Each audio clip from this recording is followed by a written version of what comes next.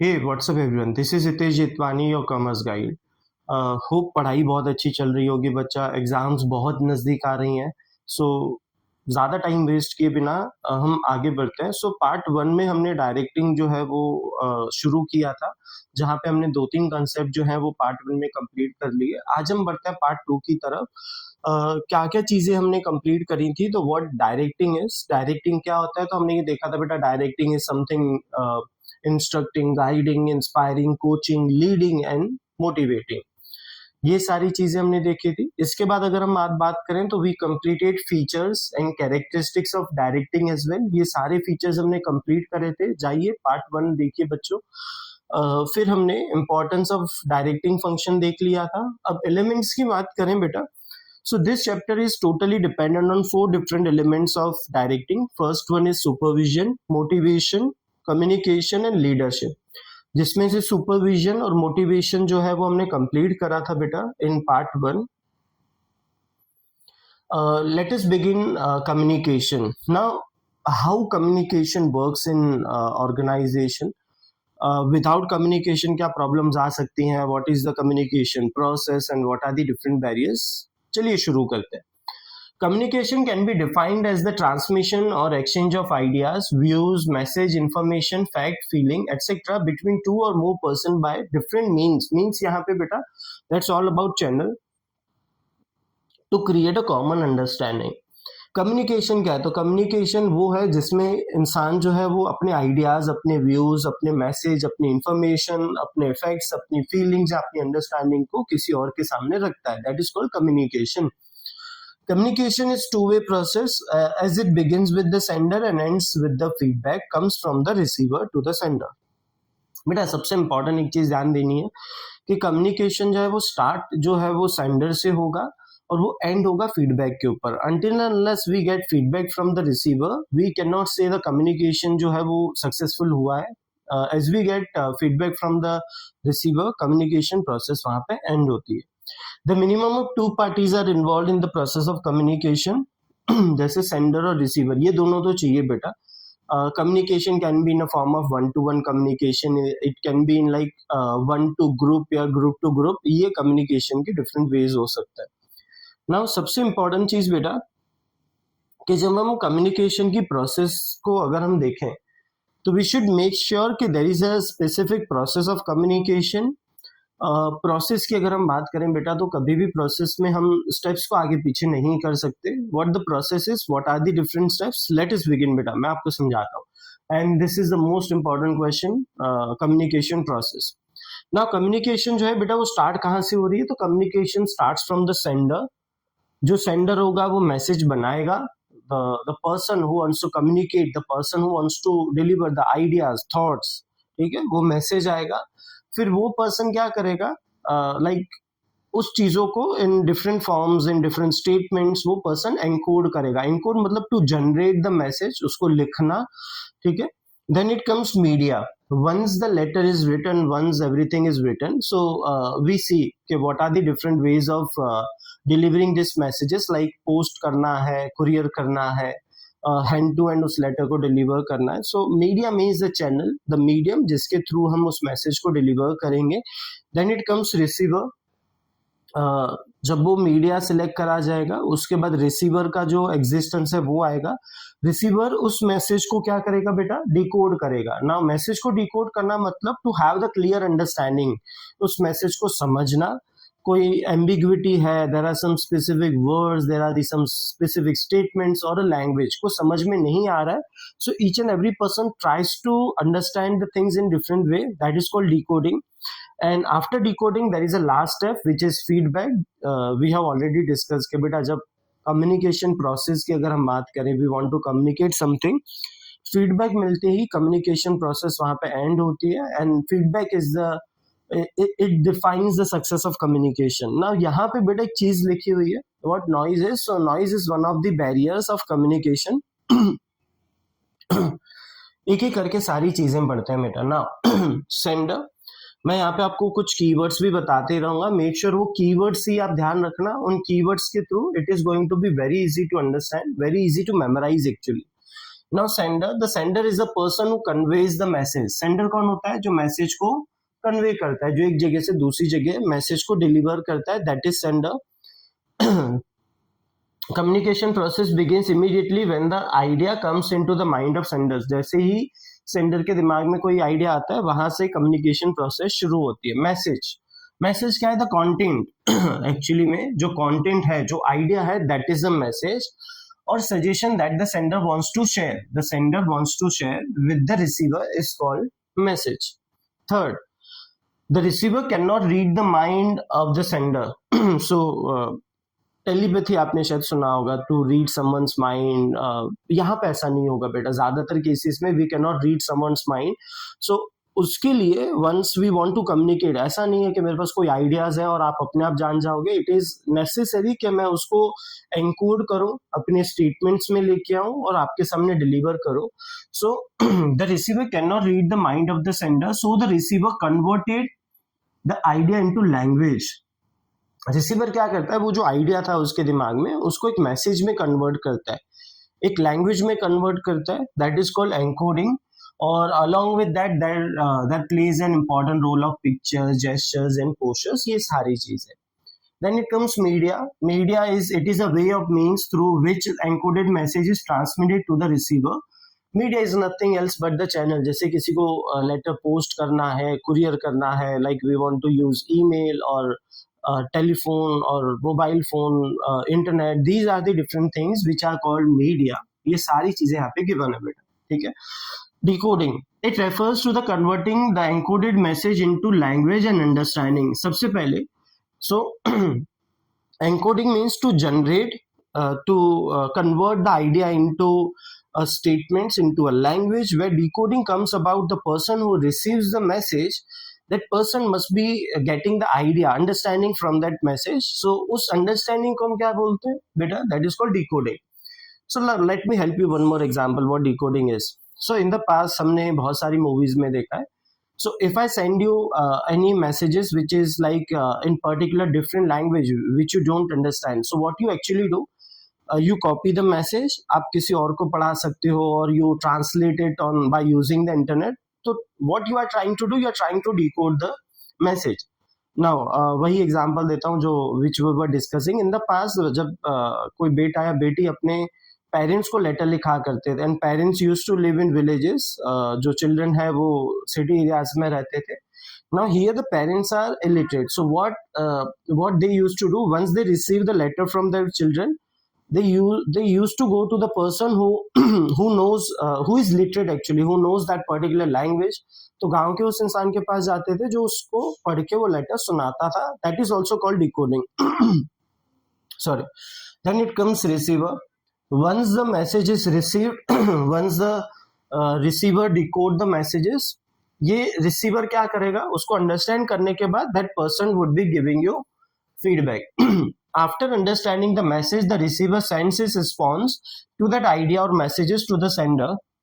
Where the response reaches the sender, then only the communication process ends. जब किसी भी जब रिसीवर होगा बेटा, जब वो उसका फीडबैक देगा, तो वहां पे हम कम्युनिकेशन को एंड कर सकते हैं. The most important thing is, यहाँ पे हम नॉइज की बात करें बेटा. नॉइज मीन्स सम ऑब्स्ट्रक्शन और hindrance to communicate. This hindrance may be cause to the sender, message और रिसीवर. किसी की वजह से भी हो सकता है. Now let us have an example.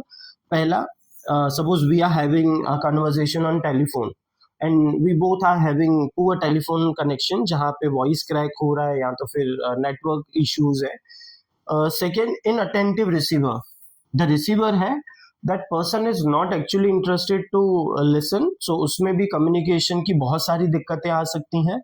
Third one, faulty decoding. Now faulty decoding मतलब suppose the person sends a message और उसको अंडरस्टैंड करने में हमने कुछ गलती कर दी. हमने, there are multiple words which are called ambiguity.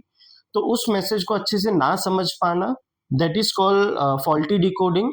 Gesture postures that may disorder the message. कभी कभार हमारी जो बॉडी लैंग्वेज होती है, जो जेस्चर्स एंड पोस्चर्स होते हैं, वो हमारे कम्युनिकेशन को मैच नहीं करती. तो ये भी जो है, that could be one of the hindrance. Prejudice obstructing the poor understanding of the message. Now prejudice मतलब पहले से ही कुछ पूर्व धारणाएं बना लेना, कुछ चीजों के बारे में पहले से ही समझ लेना। जैसे if I try to explain you something, आप पहले से ही पूर्व धारणा बना लो कि ये मुझे नहीं आएगा या इसका मतलब ऐसा ही होगा, तो जो कम्युनिकेशन आगे होगा वो शायद तुम अच्छे से नहीं सुनोगे। And the last one, the ambiguous symbols that leads to the faulty decoding. There are many symbols, many smileys, there are many words जो एम्बिग्विटी क्रिएट करते हैं ना। एम्बिग्विटी मतलब the statement wants to say something and the person understands something else. Let me give an example. जैसे एक example लेते हैं कि सर एम्बिग्विटी वाले स्टेटमेंट्स का एक एग्जाम्पल दो। सो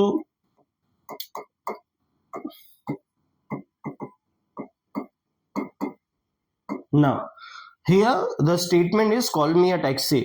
So basically what does it mean?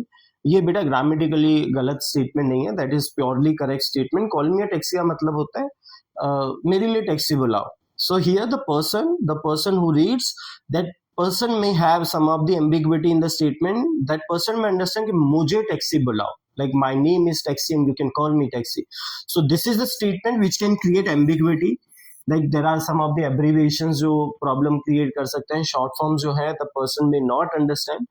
तो हमें इन सारी चीजों का ध्यान रखना है। This is a process and these are the all the things जो आपको ध्यान रखनी है बेटा। स्क्रीनशॉट लेना है तो ले लो, फिर आगे बढ़ते हैं।